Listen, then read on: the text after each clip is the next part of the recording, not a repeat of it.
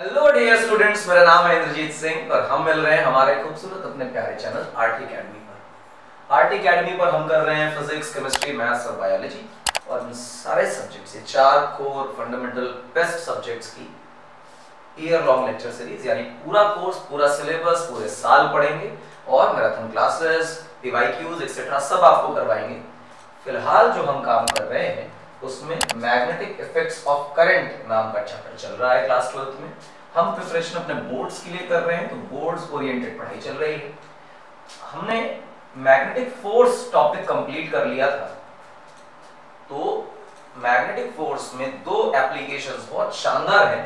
एक है velocity selector और एक है मास स्पेक्ट्रोमीटर, जिसको हम लोग आइसोटोप सेपरेटर के नाम से जानते हैं। ये 2 करेंगे। इन दोनों एप्लीकेशंस के लिए पहले हम स्पेक्ट्रोमीटर स्पेक्ट्रोस्कोप पढ़ेंगे, उसके बाद वेलोसिटी सिलेक्टर पढ़ेंगे, ठीक।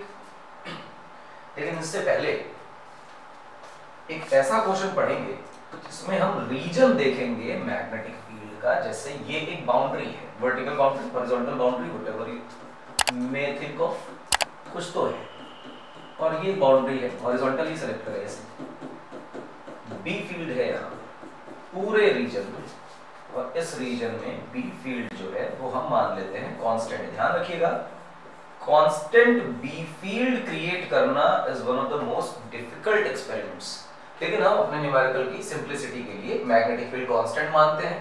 देखिए, कांस्टेंट मैग्नेटिक फील्ड जो है वो परपेंडिकुलर इनवर्ड द प्लेन है, अंदर की तरफ मैग्नेटिक फील्ड। और एक इंपॉर्टेंट बात है कि इस बाउंड्री के लेफ्ट साइड में कोई मैग्नेटिक फील्ड नहीं है, यानी जो भी मैग्नेटिक फील्ड है इस लाइन के राइट साइड में, तो दिस इज द बाउंड्री जहां पर मैग्नेटिक फील्ड है।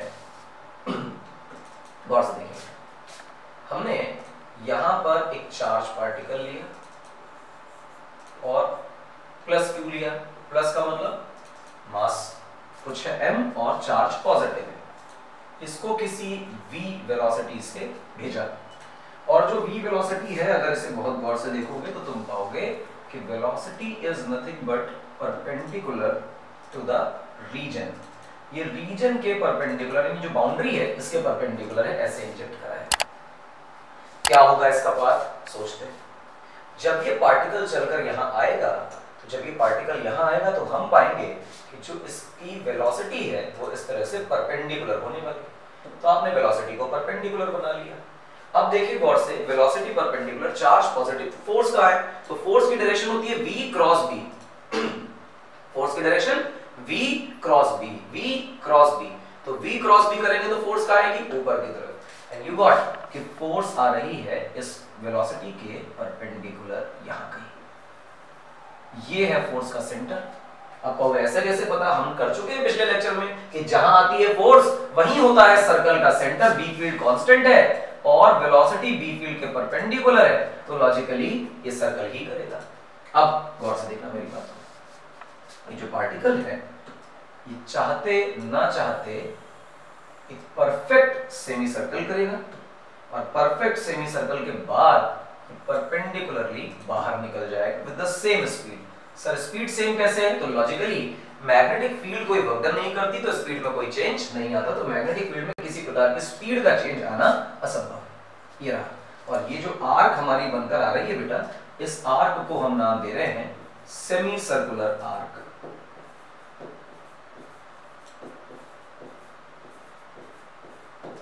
ये सेमी सर्कुलर आर्क, ये बहुत इंपॉर्टेंट है, ध्यान दीजिएगा। ऐसे में जो रेडियस है, इस रेडियस का फॉर्मूला फिर से वही है, दैट इज mv/qb, और टाइम पीरियड भी वही है जो हम लोगों ने लास्ट लेक्चर में निकाल रखा है, दैट इज 2πm/qb।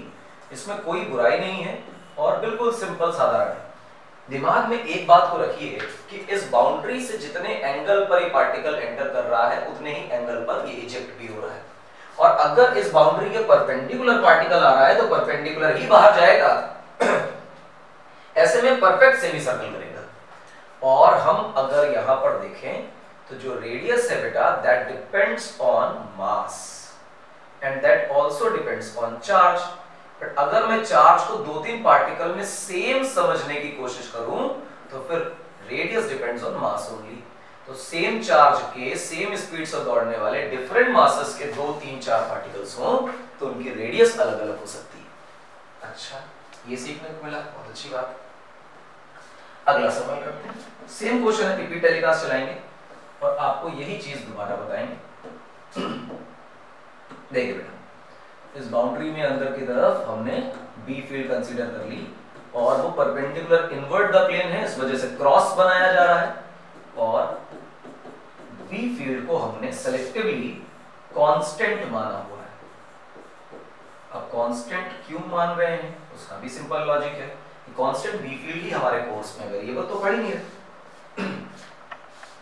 मान लीजिए कि माइनस क्यू चार्ज जिसका मास m है, उसे ऐसी वेलोसिटी दी गई v जो कि चाहते ना चाहते इस रीजन के परपेंडिकुलर, रीजन की जो बाउंड्री है उसके परपेंडिकुलर, और अगर परपेंडिकुलर है तो जब ये पार्टिकल यहां एंटर करेगा तो वेलोसिटी को ऐसे होने वाली है, ऐसे। ये है वेलोसिटी का सीन, इसको v लिख देते हैं। लेकिन आप देखेंगे कि जब ये पार्टिकल अंदर आएगा तो ये है v, देखें v कहां है, राइट, b फील्ड कहां है अंदर, तो फोर्स कहां है ऊपर। लेकिन आप देखें कि चार्ज आपने कैसा लिया है, नेगेटिव, और नेगेटिव चार्ज कहता है कि v क्रॉस b की जहां डायरेक्शन आएगी उसके ऑपोजिट आएगी फोर्स की डायरेक्शन, तो फोर्स बेटा मिलेगी नीचे, यहां कहीं परपेंडिकुलर टू वेलोसिटी। ये मिला सेंटर और ये रही हमारी रेडियस। इतनी दूरी को सेंटर मानते हुए हमारा पार्टिकल बिल्कुल बिंदास रफ्तार से घूम जाएगा और परफेक्ट सेमी सर्कल करता हुआ हमेशा हमेशा के लिए सेम स्पीड से 180 डिग्री के ऑपोजिट वेलोसिटी से निकल जाएगा। अच्छा, कोई बुराई नहीं। इस केस में भी बेटा रेडियस वही है, that is m v upon q v, और जो टाइम पीरियड है वो फिर से वही है, that is 2 pi m by q v। ये हमारा टाइम पीरियड है। और आप फिर से देखें तो रेडियस मास पर डिपेंड कर रही है, बड़ा आसान है। तो आप जो घूमने वाला सीन है इसका सर्कुलर मोशन की ओमेगा की डायरेक्शन वो चार्ज के सेंस से निकलती है। अब मैं ये कह रहा हूं कि चार्ज अगर सेम कर दिया जाए, जो पिछले स्लाइड में भी किया था, तो रेडियस जो है बेटा वो depends on mass. Same charge के डिफरेंट मासेस के पार्टिकल अगर लिए जाएं तो उनकी रेडियस अलग अलग होगी, और हम कोशिश करेंगे कि ये दोनों पार्टिकल अलग अलग रेडियस में जाए तो इन्हें सेपरेट किया जा सकता है। इस तरह से हम बनाते हैं अपना मास स्पेक्ट्रोमीटर। देखिए क्या है, एक आयन का सोर्स है, व्हाट इज आयन सोर्स समझते हैं। एक ऐसा सोर्स है जहां से कुछ आयंस भेजे जा रहे हैं। कौन से आयंस भेजे जा रहे हैं उसकी जानकारी देता हूं। सिंपल सी चीज है, आयंस का मतलब क्या है कि आप मान लीजिए कि आपके पास सोडियम है और प्लस बना रहे हैं, सोडियम 11 भी हो सकता है, सोडियम 12 भी हो सकता है। जैसे कार्बन 6 है, मान लीजिए इसके साथ आपने कोई छेड़छाड़ करी, जैसे क्लोरीन है ना, माइनस बन जाता है, तो क्लोरीन वो आदमी भी हो सकता है। क्लोरीन इसको क्या लिख दिया है हमने, 23 है और 24 है। क्लोरीन आप देखें 35 भी हो सकता है, और क्लोरीन माइनस का 37 भी हो सकता है। तो ये स्पीशीज आर सेम लेकिन इनके मासेस डिफरेंट है, चार्ज सेम है, मास डिफरेंट, और ये आयंस है। ऐसे आयंस के सोर्सेस को हमने यहाँ से इंजेक्ट कराया। ये स्लिट 1 है, ये स्लिट 2 है, ताकि ये इंश्योर किया जाए कि यहाँ पर जो चार्जेस आ रहे हैं वो किसी टेढ़ी डायरेक्शन में नहीं आ रहे हैं, परपेंडिकुलर आ रहे हैं। तो ये वो जोन है जिसकी हम चर्चा कर रहे थे, और नीचे के जोन में magnetic field into the plane ली गई है। इनटू द प्लेन लेंगे तो बात बन जाएगी। अब देखिए, अगर पॉजिटिव चार्ज आ रहा है तो वेलोसिटी नीचे, बी फील्ड अंदर, फोर्स आई इधर, तो फोर्स आई इधर मतलब सेंटर मिला इधर। अब अगर सेंटर मिला इधर तो रेडियस है ये, तो आप पाएंगे कि जो रेडियस की वैल्यू है वो है mv अपॉन qv। अगर आपने सेम काइनेटिक एनर्जी से पार्टिकल्स को भेजा है तो रेडियस मास पे डिपेंड करेगी। इसी चीज को मैं ऐसे भी लिख सकता हूं कि square root over 2m kinetic energy upon qv। If the species are same, sodium and sodium, तो आपको लगेगा चार्ज सेम है, हाँ, मैग्नेटिक फील्ड तो सबके लिए सेम है, काइनेटिक एनर्जी हम दे रहे हैं तो सेम है, तो फिर मास पे डिपेंड किया तो radius depends on square root over m provided kinetic energy is same for the ions। अगर सोडियम सोडियम है तो फिर इनके लिए काइनेटिक एनर्जी सेम है, क्लोराइड क्लोराइड है तो इनके लिए काइनेटिक एनर्जी सेम है। लेकिन आप देखें कि अगर आप क्लोराइड आयन लेंगे 35 वाला और क्लोराइड आयन लेंगे 37 वाला, तो इन दोनों के मासेस में डिफरेंस है। इस वजह से radius for 35 chlorine and radius for chlorine 37 would be different, और जिसका मास ज्यादा उसकी रेडियस भी ज्यादा। तो आप पाएंगे कि 35 वाला तो हमारे एक्सपेक्टेड रेडियस से बाहर निकल आएगा, और 37 वाले की एक्सपेक्टेड रेडियस से ज्यादा रेडियस होगी तो वो कहीं ना कहीं अटक जाएगा। तो जितने हैवी न्यूक्लियस है उनकी रेडियस ज्यादा रहेगी, और हैवी पार्टिकल्स की रेडियस ज्यादा होने की वजह से वो इस रीजन में, इस बाउंड्री में हमने स्लिट लगा रखी है, स्लिट है और ये बाउंड्री लगा रखी है, और ये बाउंड्रीज पर हैवी वाले अटक जाएंगे, और एक्सपेक्टेड रेडियस जो हम कैलकुलेट करेंगे इसके मास से, सिर्फ वही पार्टिकल आगे आएगा, और हम ऐसे पार्टिकल्स को कलेक्ट कर लेंगे और हमारे पास प्योर सोडियम 23 आइसोटोप्स मिल जाएंगे। इसको हम बोलते हैं आइसोटोप सेपरेशन, और इस प्रकार से हम आइसोटोप्स को अलग करते हैं। जब हम कहते हैं यूरेनियम एनरिचमेंट की बात, व्हाट इज यूरेनियम एनरिचमेंट, तो आप सुने यूरेनियम 92 होता है बेटा, और ऊपर 238 होता है। इसी प्रकार से यूरेनियम 92 और ऊपर 234 भी होता है, यूरेनियम 92 और 235 भी होता है। हालांकि मुझे इसकी बिल्कुल बात नहीं करनी चाहिए, ये नेग्लिजिबल होता ही नहीं है, इतना कम होता है, 0.01% टाइम्स। 99% से ज्यादा हिस्सा, या 99% के आसपास हिस्सा 238 का होता है। इस आइसोटोप का न्यूक्लियर फिजन कराना बहुत डिफिकल्ट प्रोसेस है, नेक्स्ट टू इम्पॉसिबल, और ये 1% से कम होता है। तो आप देखें ये वो है जिसका न्यूक्लियर फिजन हो सकता है। तो जो न्यूक्लियर रिएक्टर वगैरह में इस्तेमाल होता है वो ये वाला न्यूक्लियस है यूरेनियम का, और ये नहीं है। पर देखिए कि जितना नेचुरल यूरेनियम मिल रहा है उसमें 99% वो हिस्सा जिसका फिजन नहीं कराया जा सकता। तो न्यूक्लियर रिएक्टर में इस्तेमाल कौन होगा, ये वाला। अब यार अगर ये इस्तेमाल होगा तो जितना तुम यूरेनियम खरीद के लाओगे उसका 1% से कम हिस्सा काम का है। तो हम अपने यूरेनियम के सैंपल को एनरिच करते हैं। एनरिच करने का मतलब हम इस 238 को अलग कर लेते हैं और 235 वाले को जमा कर लेते हैं। कैसे करते हैं, ऐसे करते हैं, हैवी वाला कोने रह जाएगा और जो लाइटर पार्टिकल है वो यहाँ निकल जाएगा और यहाँ इकट्ठा हो जाएगा। तो जो कलेक्टर में आएगा उसमें 235 वाले का कॉन्सेंट्रेशन बहुत ज्यादा होगा और 238 वाले का कॉन्सेंट्रेशन बहुत कम होगा। और ये बहुत स्टैंडर्ड प्रोसेस है जिससे हम कई आइसोटोप्स अलग अलग कर सकते हैं। और अगर एक्सपेक्टेड रेडियस 35, 37 एक्सेट्रा की हमें मिल रही है तो we can create multiple slits कि यहाँ से कोई एक आइसोटोप निकले, यहाँ से उससे हैवी निकले, यहाँ से उससे हैवी निकले एंड सो ऑन। हम डिफरेंट स्लिट से अलग अलग कलेक्टर्स बना सकते हैं।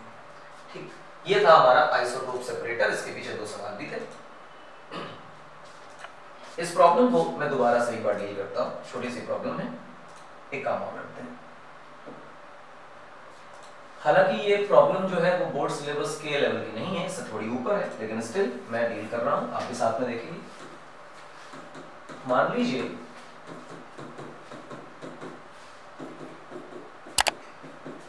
इस तरह से मैग्नेटिक फील्ड कांस्टेंट है और बोर्ड के अंदर है। ये इंपॉर्टेंट है कि आप मैग्नेटिक फील्ड बोली जाए ना बोली जाए आप कांस्टेंट ही मान के चलें। और रीजन ऐसा है जैसा दिखाया गया है। चार्ज हम यहाँ पर पॉजिटिव मान लेते हैं, चार्ज Q है ऐसे, और इसका मास बेटा m है, और इसके परपेंडिकुलर वेलोसिटी ना देकर चार्ज को कुछ ऐसी वेलोसिटी दी जिसको हम लोग v0 बोल रहे हैं। कोई दिक्कत वाली बात? जवाब बिल्कुल नहीं। ये स्पेसिफिकेशन है हमारे चार्ज का कि अब ऐसी वेलोसिटी दे रहे हैं। ठीक, अब ये एंटर कहां से कर रहा है, तो मान लीजिए कि चार्ज पार्टिकल यहां से एंटर कर रहा है। ये है चार्ज Q, मास m, और अब इसकी वेलोसिटी में ड्रॉ कर देता हूं आपके लिए, कुछ ऐसे है, ये है, ये रही v, और रीजन से बाउंड्री से जो एंगल है बेटा वो है थीटा। लॉजिकली मेरी बात क्लियर है? जवाब है ना, चार्ज पॉजिटिव है। अब कोई तुमसे पूछे कि पार्टिकल कैसे घूमेगा, तो लॉजिक तो क्लियर है कि अगर चार्ज पार्टिकल मैग्नेटिक फील्ड के परपेंडिकुलर है और मूव कर रहा है तो कॉमन सेंस से वो सर्कल में घूमेगा। अगर ये पार्टिकल सर्कल में घूमेगा तो v क्रॉस b फोर्स तो ऐसे आई। ऐसे आई का मतलब ये हुआ कि हमारे पार्टिकल पर लगने वाली फोर्स वेलोसिटी के परपेंडिकुलर, b फील्ड के परपेंडिकुलर कुछ ऐसे आएगी, और इसका सेंटर कहीं यहां मिलेगा, और जहां मिलेगा सेंटर इसके अबाउट सर्कल करते हुए ये बाहर हो जाएगी, और आप इसको यहां पर मिलाएं, ये रेडियस बराबर होंगे। हालांकि मैं मुझसे बराबर नहीं बनी है बट स्टिल आप उसे बराबर ही मानिएगा। और इस प्रकार से आप देखेंगे कि ये ऐसे v0 स्पीड से ही किसी डिफरेंट डायरेक्शन में बाहर चली जाएगी। लॉजिकली मेरी बात क्लियर है? अच्छा, ये परपेंडिकुलर ही क्यों लिया उसका भी एक राज है। राज क्या है कि v cross b is the force. अगर v क्रॉस b होती है फोर्स, तो फोर्स जो होगी वो वेलोसिटी की भी परपेंडिकुलर होगी, b फील्ड की भी परपेंडिकुलर होगी। तो v क्रॉस b फोर्स ऐसे ही तो आ रही, और ऐसे आ रही तो फिर बेटा सेंटर आ रहा है, सेंटर की रेडियस बेटा r, और रेडियस का फॉर्मूला क्या है, रेडियस तो कभी नहीं बदलेगी, आप परपेंडिकुलर का केस ले रहे हैं, तो रेडियस का फॉर्मूला हुआ बेटा mv0/qb। जो फॉर्मूला आपने अभी तक पढ़ा था वही फॉर्मूला काम करेगा, mv0/qb, ये फॉर्मूला काम करेगा। एकदम आसान सरल एकदम सात्विक तरीका है, ठीक है। अब एक काम करिए, यहां से एक और परपेंडिकुलर ड्रॉ कर लीजिए, ये रीजन की बाउंड्री पर perpendicular, that is very important. Clear है मेरी बात? हाँ क्लियर है। आइए देखिए कि अगर ये है थीटा और ये जो फोर्स है ये अपनी वेलोसिटी के परपेंडिकुलर है, this angle is 90 minus theta, क्योंकि ये 90 है इस वजह से ये भी है थीटा। क्लियर है मेरी बात? जवाब है हाँ। अगर ये थीटा है तो फिर तुम्हें ऐसा लगना चाहिए कि सर थीटा 90 माइनस थीटा, ये रेडियस, तो फिर ये भी तो रेडियस ही है। जवाब है हाँ। अरे ये वाला ट्रायंगल, ये वाला ट्रायंगल देखो, ये ट्रायंगल क्या हुए, कॉन्ग्रुएंट हुए। 90 थीटा देखो 90 है ये कॉमन है और रेडियस बराबर, तो साइड और एंगल की कॉन्ग्रुएंसी हो गई, तो इसका मतलब ये एंगल भी थीटा हुआ और ये एंगल 90 माइनस थीटा हुआ। और फिर अगर आप इसमें बाउंड्री से एंगल देखेंगे यहां से, तो ये एंगल थीटा निकल आएगा। ये क्या बकवास करी, फिर से देखो एक बार गौर से, अगर ये एंगल थीटा तो ये 90 माइनस थीटा, तो ये थीटा। अब इन दोनों ट्रायंगल्स में देखो, ऊपर नीचे वाले में ये साइड कॉमन है परपेंडिकुलर, ये रेडियस सेम है, हाँ है, ये 90 है, हाँ है, SAS सास वाली कॉन्ग्रुएंसी लग गई। कॉन्ग्रुएंसी का मतलब ये एंगल बराबर, ये एंगल बराबर। अगर ये 90 माइनस थीटा है तो ऊपर वाला थीटा है। अभी हमने देखा था जितने एंगल से बाउंड्री से एंटर करेगा उतने ही एंगल से बाउंड्री से वो बाहर भी जाएगा, और वो दोबारा हो गया। अभी 2 मिनट पहले ये फैक्ट हमने देखा था। तो इसका मतलब कितना एंगल अंदर घूमा, हम कहेंगे एंगल सबटेंडेड वो है 2 थीटा।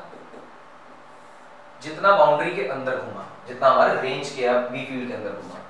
देखो अगर 2 पाई पूरा एंगल घूमता, हमारा पार्टिकल पूरा सर्कल करता फील्ड के अंदर, तो जो टाइम पीरियड लगता है वो t होता है। मान लेते हैं 2 पाई पूरा घूमने में टाइम पीरियड लगता है t, ऐसा मानते हैं।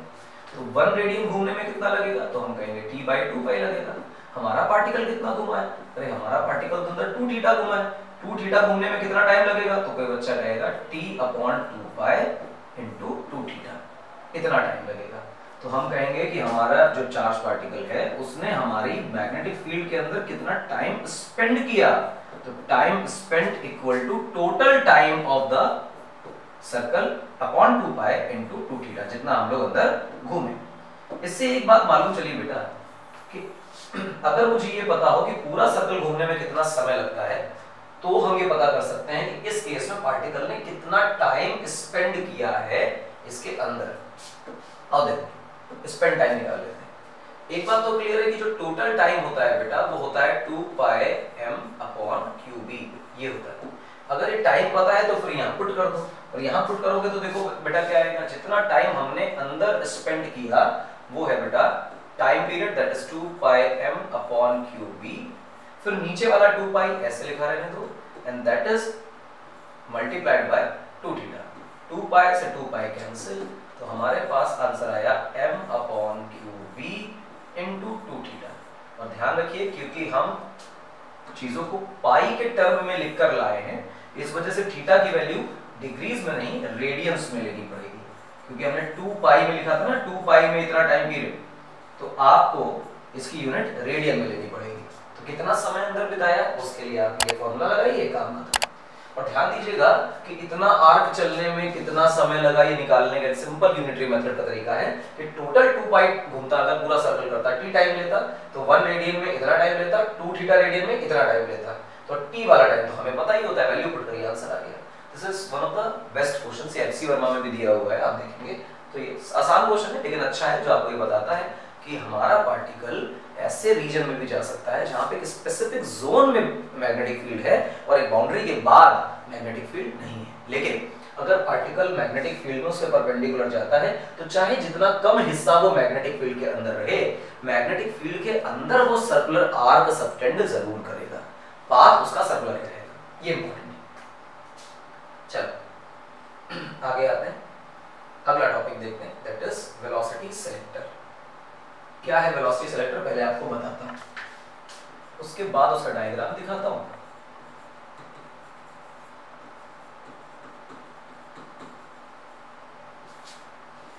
वेलोसिटी सेलेक्टर ये रहा, इसके बाद इसका डायग्राम बताऊंगा और डायग्राम बताने के बाद फिर आपको बताऊंगा क्या होता है। जैसे मान लीजिए कि रदरफोर्ड साहब का एक एक्सपेरिमेंट है मार्सन गाइगर का, जिसमें एक बहुत छोटी और बहुत पतली गोल्ड फॉयल ली गई। गोल्ड फॉयल का क्या करना है, कुछ खास नहीं करना है। गोल्ड फॉयल बड़ी आसान सी चीज है और सिंपल चीज है कि गोल्ड फॉयल ली, इसके ऊपर एक सोर्स था यहाँ पर कहीं, और सोर्स में रखा हुआ था कोई रेडियो एक्टिव मटेरियल, उससे आ रहे थे अल्फा पार्टिकल्स, और ये अल्फा पार्टिकल्स जो हैं ये इसको क्रॉस करके निकल जा रहे थे अलग अलग डायरेक्शंस में। ये पाया जा रहा था कि जो डेविएशन अल्फा पार्टिकल्स में है वो मेजॉरिटी अल्फा पार्टिकल्स में नेग्लिजिबल डेविएशन है, और बहुत रेयर 8000 में एक या दो पार्टिकल्स, ऐसे 8000 में 1 और 2 पार्टिकल्स का जो डेविएशन है वो सिग्निफिकेंट है, बड़ा है, 90 के आसपास, 80 के आसपास, 60 डिग्री के आसपास है। तो जो मैसिव डेविएशंस है वो बहुत रेयर पार्टिकल्स में, ठीक है, अच्छी बात है, क्रॉस करके जा रहे हैं, ये इंपॉर्टेंट है। आप सोचिए कि आपके पास कोई गोल्ड फॉयल है, सिल्वर फॉयल है, कोई भी मेटल की फॉयल है, and you have a charge particle like plus Q, और वो किसी बहुत insignificant velocity, very low velocity से जा रहा है, मतलब इसकी जो काइनेटिक एनर्जी है वो बहुत कम है। और अगर काइनेटिक एनर्जी बहुत कम है और इस पे बम्बार्ड कराया तो क्या ये इसको क्रॉस कर जाएगा? तो जवाब है नहीं, क्रॉस नहीं कर पाएगा। मेक श्योर कि हमारे पार्टिकल की काइनेटिक एनर्जी सफिशिएंट हो कि वो उसे क्रॉस करके जाए। बहुत धीमा पार्टिकल होगा तो ऑब्वियसली वो इसको पेनिट्रेट नहीं कर पाएगा। तो अगर हम ये चाहते हैं कि हमारा पार्टिकल किसी फॉयल को पेनिट्रेट करके जाए तो we have to make sure कि हमारा पार्टिकल किसी पर्टिकुलर, किसी सिग्निफिकेंट काइनेटिक एनर्जी से जा रहा है। अब अगर इस एक्सपेरिमेंट में बहुत स्लो और बहुत फास्ट पार्टिकल्स, दोनों तरह के पार्टिकल बम्बार्ड कराए जाते तो ये तो तय होता कि फास्ट वाले पार्टिकल चले गए बाहर और स्लो वाले पार्टिकल नहीं जा पाए। तो कंक्लूजन क्या आता कि कुछ पार्टिकल जा पाते हैं, कुछ पार्टिकल नहीं जा पाते। असल तो कंपैरिजन तब हो सकता है, डेटा तब निकाला जा सकता है कितने पार्टिकल्स पास कर गए और कितने पार्टिकल टकराकर वापस आ गए, जब सारे पार्टिकल्स आइडेंटिकल हो, चार्ज भी आइडेंटिकल, मास भी आइडेंटिकल, मतलब जो पार्टिकल्स लिए वो सेम है। दूसरी बात, उनकी एनर्जीज भी सेम हो, सेम काइनेटिक एनर्जी से जा रहे हैं, सेम स्पीड से जा रहे हैं, तभी तो दो पार्टिकल का कंपैरिजन करोगे कि कौन क्रॉस कर पा रहा है और कौन नहीं कर पा रहा है। जवाब है बिल्कुल सच बात है ये। हाउ टू मेक श्योर कि हमारा चार्ज पार्टिकल इस गोल्ड फॉयल पर जब टकराएगा तो कोई भी 2, 4, 5, 10,000, 10,000, 20,000 अल्फा पार्टिकल्स जब आप इस्तेमाल करेंगे, इवन ज्यादा इस्तेमाल करेंगे, तो इतने हजारों लाखों अल्फा पार्टिकल्स में सबकी काइनेटिक एनर्जी उतनी ही हो जितनी हम चाहते हैं। सबकी आइडेंटिकल काइनेटिक एनर्जी कैसे हो सकती है? तो एनी हाउ हमें इसके बीच में कोई एक फिल्टर लगाना पड़ेगा यहाँ पर, इस प्रकार से। इस फिल्टर के बाद जितने पार्टिकल्स आएंगे, जितने पार्टिकल्स इस फिल्टर के बाद आएंगे, उनकी स्पीड सेम हो जाएगी, और यहां जो पार्टिकल्स आ रहे थे वो डिफरेंट स्पीड से आ रहे थे। कुल मिला के ये है कि सिर्फ उतने ही पार्टिकल्स को आगे जाने दिया जाए जितने पार्टिकल्स किसी डिजायर्ड वेलोसिटी से आ रहे हैं, और हमारी डिजायर्ड वेलोसिटी से जो पार्टिकल नहीं चल रहा है उसे रोक दिया जाए, फिल्टर कर दिया जाए। ऐसा डिवाइस जो रिक्वायर्ड डिजायर्ड वेलोसिटी से पार्टिकल को जाने देता है और किसी भी दूसरी वैल्यू ऑफ वेलोसिटी के पार्टिकल्स को रोक लेता है, हम उसको बोलते हैं वेलोसिटी सेलेक्टर। अब देखिए बेटा डायग्राम इस तरह से हो क्या रहा है, गौर से देखो। बड़ा सा प्लस बना दिया है, मैं आपको यहां बनाकर दिखाता हूं, आपको अच्छा लगेगा। ये रहा बेटा हमारा प्लस चार्ज, प्लस क्यू मान लेते हैं, और इसको किसी v0 वेलोसिटी से हमने भेजा। आप देखें मैग्नेटिक फील्ड जो है बेटा वो हमने बाहर की तरफ ले रखी, डॉट बना हुआ है, तो पूरे रीजन में ये जो कैपेसिटर की प्लेट्स है पूरे रीजन, तो लेट्स से यहाँ पर positive positive positive positive charge ले रखा है, और यहाँ पे नेगेटिव नेगेटिव नेगेटिव चार्ज ले रखा है, जिसकी वजह से ये कैपेसिटर की दो प्लेट्स बन रही है। तो जो इलेक्ट्रिक फील्ड है वो ऊपर की तरफ है और मैग्नेटिक फील्ड प्लेन में बाहर की तरफ है, आपकी तरफ स्क्रीन से बाहर आती है। ठीक है, यहां से Q चार्ज का पार्टिकल था वो v वेलोसिटी से भेजा हमने। अब क्या होगा, जब ये पार्टिकल अंदर आएगा तो आप देखिए इस प्लस Q पार्टिकल पर दो प्रकार की फोर्सेस हैं।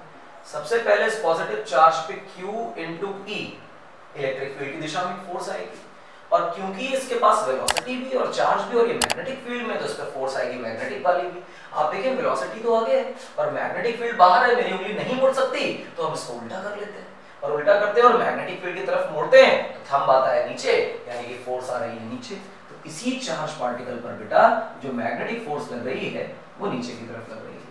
और अब आप ऐसा कह सकते हैं कि ये पार्टिकल पर अगर नेट फोर्स जीरो कर दी जाए, लेट्स से कि नेट फोर्स जीरो है, तो नेट फोर्स जीरो ये बताने की कोशिश करेगी कि ऊपर वाली फोर्स जो है वो नीचे वाली फोर्स यानी कि Q